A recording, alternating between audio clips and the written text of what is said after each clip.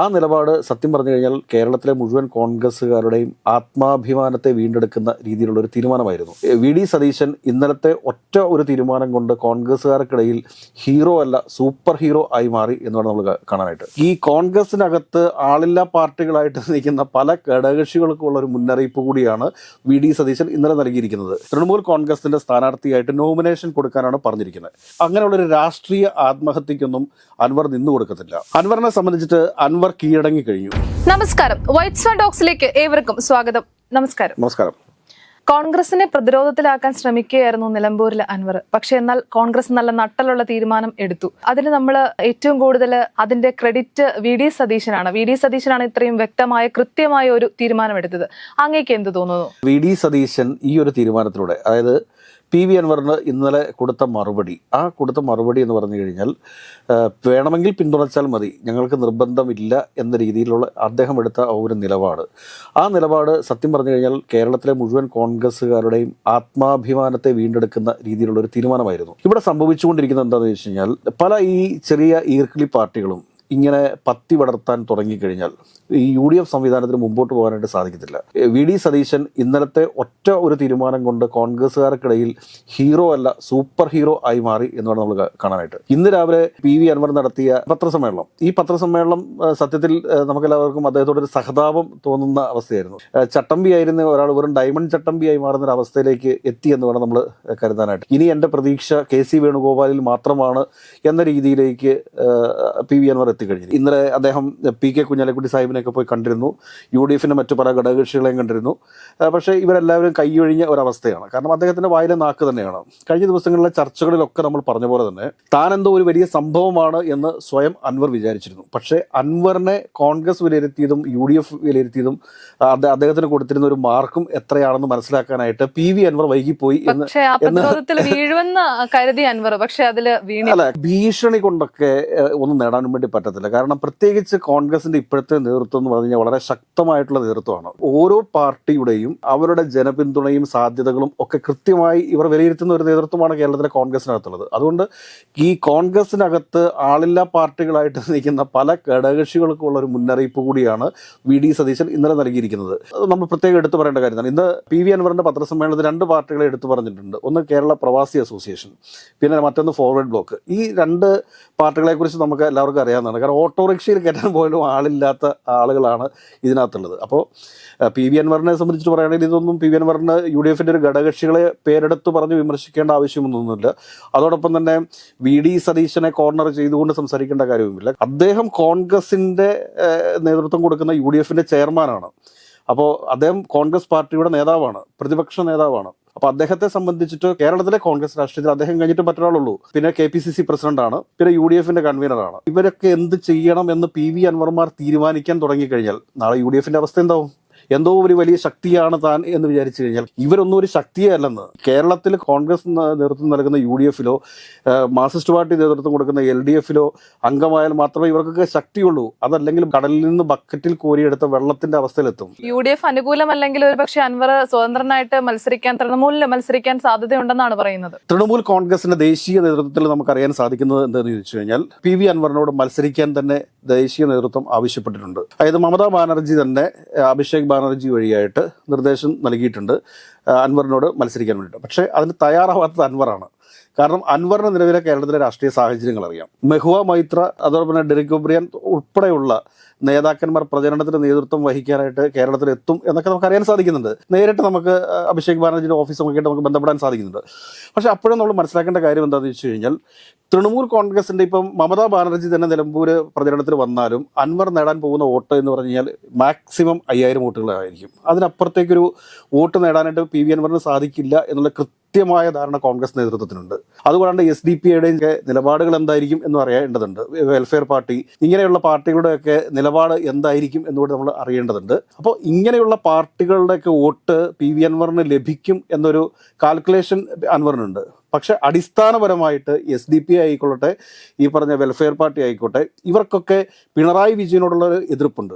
അതിൻ്റെ അടിസ്ഥാനത്തിലാണ് ഈ കഴിഞ്ഞ ഉപതെരഞ്ഞെടുപ്പുകളിലെല്ലാം തൃക്കാക്കരയിലായിക്കൊള്ളട്ടെ, അതല്ലെങ്കിൽ ചേലക്കരയിലായിക്കോട്ടെ, പാലക്കാടായിക്കോട്ടെ, ഇവിടെയൊക്കെ ചേലക്കരയിൽ CPM സ്ഥാനാർത്ഥിയാണ് വിജയിച്ചത്. എങ്കിൽ തന്നെയും അവിടുത്തെ SDP വോട്ടൊക്കെ വീണിട്ടുള്ളത് UDF പക്ഷത്തേക്കാണ്. ഈ പറഞ്ഞതുപോലെ തന്നെ പാലക്കാടും SDP വോട്ട് വീണിട്ടുള്ളത് UDF സ്ഥാനാർത്ഥിക്കാണ്. എന്ന് പറഞ്ഞതുപോലെ തന്നെ നിലമ്പൂർ സംഭവിക്കാൻ പോകുന്നതും UDF തന്നെയായിരിക്കും ഈ പറഞ്ഞ SDP അതോടൊപ്പം തന്നെ ഈ വെൽഫെയർ പാർട്ടിയുടെ വോട്ട് വീഴുക. കാരണം അവരെതിർക്കുന്നത് പിണറായി സത്തെയാണ്. അതുകൊണ്ട് തന്നെ പുറമെ PV അൻവറിന് പിന്തുണ നൽകും എങ്കിൽ തന്നെയും അവരുടെ വോട്ട് വീഴുക UDF സ്ഥാനാർത്ഥികൾക്കാണ് എന്ന കൃത്യമായ ധാരണ UDF നേതൃത്വത്തിനുണ്ട്.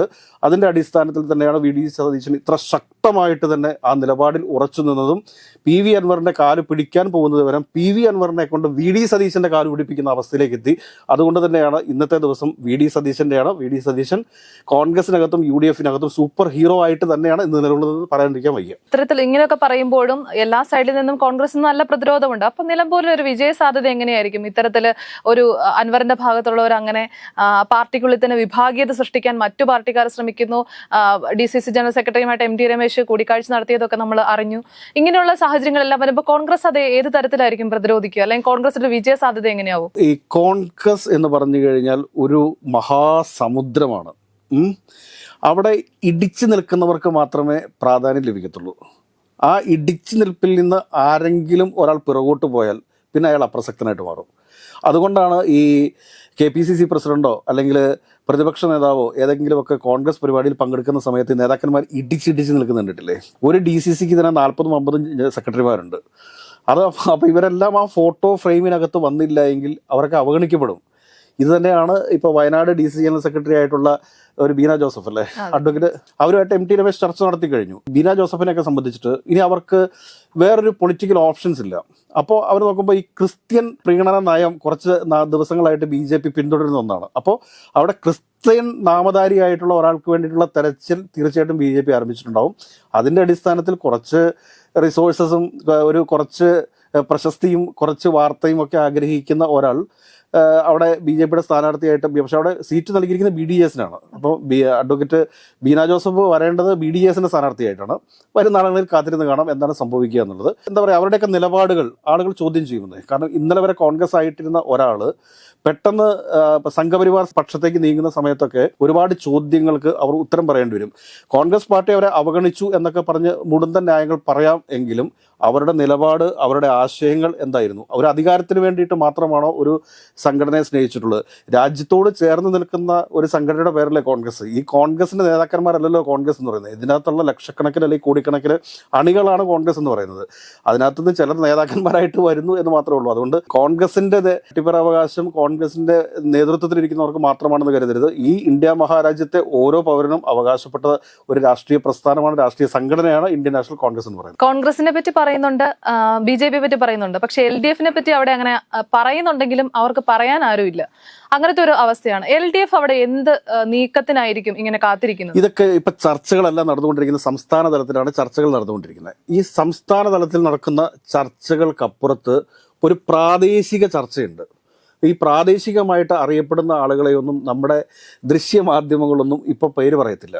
ഒരു പക്ഷേ CPM അവിടെ ആ നിയോജക മണ്ഡലത്തിന് സുപരിചിതനായിട്ടുള്ള ഒരു സ്ഥലത്തെ പ്രധാന പയ്യൻസിനെ അവിടെ പിടിച്ച് സ്ഥാനാർത്ഥിയാക്കി കഴിഞ്ഞാൽ ആര്യാടൻ ഷൗക്കത്തിന് ഒരുപക്ഷെ ആ മത്സരം ഭയങ്കര ശക്തമായേക്കാം, ടൈറ്റായി മാറിയേക്കാം. ഇവിടെ കോൺഗ്രസിനെ സംബന്ധിച്ചിട്ട് കോൺഗ്രസ് കരുതിയിരിക്കുന്നത് ഇതൊരു ഈസി വാക്ക് ഓവർ ആണെന്നാണ് വിചാരിച്ചിരിക്കുന്നത്. പക്ഷെ ഒരിക്കലും കോൺഗ്രസിനെ സംബന്ധിച്ചിട്ട് ഈ ഒരു മത്സരം നിസ്സാരമായിട്ട് കാണാൻ സാധിക്കത്തില്ല. ആര്യാടൻ ഷൗക്കത്തിനെ എതിർക്കുന്ന ഒരു വിഭാഗം കോൺഗ്രസിനകത്ത് തന്നെ ഉണ്ട്. VV പ്രകാശിനോടുള്ള സ്നേഹം എന്നുള്ള പേരിൽ പറയുന്ന ചില ആളുകൾ അവിടെ ഉണ്ട്. അതോടൊപ്പം തന്നെ PV അൻവർ ഉറപ്പായിട്ടും പുറകിൽ നിന്ന് UDFന്റെ അസോസിയേറ്റ് മെമ്പർ ആയാലും പണി തരും എന്ന കാര്യത്തിൽ തർക്കം വേണ്ട. അങ്ങനെയൊക്കെയുള്ള ചില ഘടകങ്ങളുള്ള സമയത്ത് അവിടുത്തെ ഒരു സ്ഥലത്തെ പ്രധാന പയ്യൻസ് വന്ന് മത്സരിക്കുന്ന ഒരു സാഹചര്യം ഉണ്ടായിക്കഴിഞ്ഞാൽ, അത് ആരും ആയിക്കൊള്ളട്ടെ, അങ്ങനെ ഒരു മത്സരിക്കുന്ന സാഹചര്യം ഉണ്ടായിക്കഴിഞ്ഞാൽ ആ മത്സരം വളരെ കനത്ത മത്സരമായിരിക്കും. ആ മത്സരത്തെ പ്രതിരോധിച്ചും UDF സ്ഥാനാർത്ഥിക്ക് വിജയിച്ചു വരാനുള്ള സാധ്യതകളുണ്ട്. ആ സാധ്യത എന്താണെന്ന് ചോദിച്ചു കഴിഞ്ഞാൽ മുഖ്യമന്ത്രിയോടുള്ള അല്ലെങ്കിൽ പിണറായി വിജയൻ സർക്കാരിൻ്റെ ഏകാധിപത്യ നയങ്ങളോട് ഈ വിലക്കയറ്റം, ഈ ജീവിക്കാൻ സാധിക്കാത്ത ചില അവസ്ഥകൾ, ഇതിനെയൊക്കെ വെച്ച് കോൺഗ്രസിന്റെ സ്ഥാനാർത്ഥി അവിടെ വിജയിക്കും എന്ന് തന്നെ നമുക്ക് ഉറപ്പിക്കാം. ഇപ്പോഴും വലിയൊരു വെല്ലുവിളിയുണ്ട്. ആ വെല്ലുവിളിയെ കാണാതെ പോകരുത്. നമ്മൾ സംസ്ഥാന തലത്തിൽ ചർച്ച ചെയ്യുന്ന പോലെ എല്ലാ കാര്യങ്ങൾ പ്രാദേശികമായ വിഷയങ്ങളെ അഡ്രസ്സ് ചെയ്തും അത് പരിഹരിച്ചും മാത്രമേ കോൺഗ്രസിന് അല്ലെങ്കിൽ UDF സ്ഥാനാർത്ഥിക്ക് അവിടെ വിജയിക്കാനായിട്ട് സാധിക്കത്തുള്ളൂ. UDF-ഓ LDF-ഓ ആര് തന്നെ ആയാലും അത് അവിടെ നിൽക്കട്ടെ. പക്ഷെ അൻവർ എന്ത് ചെയ്യും? അൻവറിനെ സംബന്ധിച്ചിട്ട് അൻവർ കീഴടങ്ങി കഴിഞ്ഞു. അൻവർ പൂർണ്ണമായിട്ടും UDF കീഴടങ്ങി കഴിഞ്ഞു. കൃത്യമായി എനിക്ക് ധാരണയുണ്ട്. കൊൽക്കത്തയിൽ നിന്നും അൻവറിനോട് പറഞ്ഞിരിക്കുന്നത് തൃണമൂൽ കോൺഗ്രസിന്റെ സ്ഥാനാർത്ഥിയായിട്ട് നോമിനേഷൻ കൊടുക്കാനാണ് പറഞ്ഞിരിക്കുന്നത്. പക്ഷേ അതിനുള്ളൊരു ധൈര്യമൊന്നും അൻവറിനില്ല. അങ്ങനെയുള്ളൊരു രാഷ്ട്രീയ ആത്മഹത്യക്കൊന്നും അൻവർ നിന്നു കൊടുക്കത്തില്ല. തൃണമൂൽ കോൺഗ്രസിന്റെ ദേശീയ നേതൃത്വം ശക്തമായിട്ട് പറയുകയാണ്, ഇവിടെ മത്സരിച്ച് പറ്റൂ എന്ന് പറഞ്ഞു കഴിഞ്ഞാൽ ഒരുപക്ഷെ രാഷ്ട്രീയ ആത്മഹത്യക്ക് അൻവറിന് മുതിരാം. അതല്ലാത്ത പക്ഷം കോൺഗ്രസിലേക്കോ മുസ്ലിം ലീഗിലേക്കോ അൻവറിന് ചേക്കേറാൻ പറ്റും. ഇതിനപ്പുറത്തേക്ക് മറ്റൊരു രാഷ്ട്രീയം ഭാവി അദ്ദേഹത്തിനുണ്ടോ എന്ന് എനിക്ക് അറിഞ്ഞുകൂടാ. കാരണം അദ്ദേഹത്തെ വിശ്വസിച്ച് അദ്ദേഹത്തിന്റെ കൂടെ കൂടിയിരിക്കുന്ന ഒരുപാട് ആളുകൾ കാസർഗോഡ് തുടങ്ങി തിരുവനന്തപുരം വരെയുണ്ട് എന്നുള്ളൊരു യാഥാർത്ഥ്യമാണ്. എന്നാൽ ഈ UDF അസോസിയേറ്റ് മെമ്പർ ആക്കിയാൽ തന്നെ PV അൻവർ അവിടെ നിൽക്കും. ഇനി PV അൻവറിനെ അസോസിയേറ്റ് മെമ്പർ ആക്കുമോ എന്നുള്ളതാണ് അടുത്ത ചോദ്യം. ഇന്ന് രാവിലെ VD സതീശനെതിരെ നടത്തിയിരിക്കുന്ന ഒരു പ്രസ്താവനയുണ്ട്. ഷൗക്കത്ത് എങ്ങനെ സ്ഥാനാർത്ഥിയായി എന്ന് തനിക്കറിയാം, അതൊക്കെ ഞാൻ ഇപ്പോൾ പറയുന്നില്ല, കുളം കലക്കുന്നില്ല എന്ന രീതിയിലാണ് അദ്ദേഹത്തിൻ്റെ സ്റ്റേറ്റ്മെൻറ്റ്. ഈ സ്റ്റേറ്റ്മെൻറ്റ് അദ്ദേഹത്തിൻ്റെ ഭാവി നിശ്ചയിക്കുന്നത് തന്നെയാണ് എന്നുള്ളതാണ് എൻ്റെ അഭിപ്രായം. അതിൻ്റെ അടിസ്ഥാനത്തിൽ PV Anvar UDF associate member ആവാത്ത ഒരു സാഹചര്യം വന്നു കഴിഞ്ഞാൽ അദ്ദേഹം ഉറപ്പായിട്ടും തൃണമൂൽ കോൺഗ്രസിൻ്റെ നിർദ്ദേശപ്രകാരം അവരിപ്പോഴാവശ്യപ്പെടുന്നത് പോലെ തന്നെ അദ്ദേഹം അവിടെ നിലമ്പൂർ മത്സരിക്കും. പക്ഷേ അതോടുകൂടി അദ്ദേഹത്തിൻ്റെ രാഷ്ട്രീയം അവിടെ അവസാനിക്കുന്നു എന്ന് വേണം നമ്മൾ കരുതാനായിട്ട്.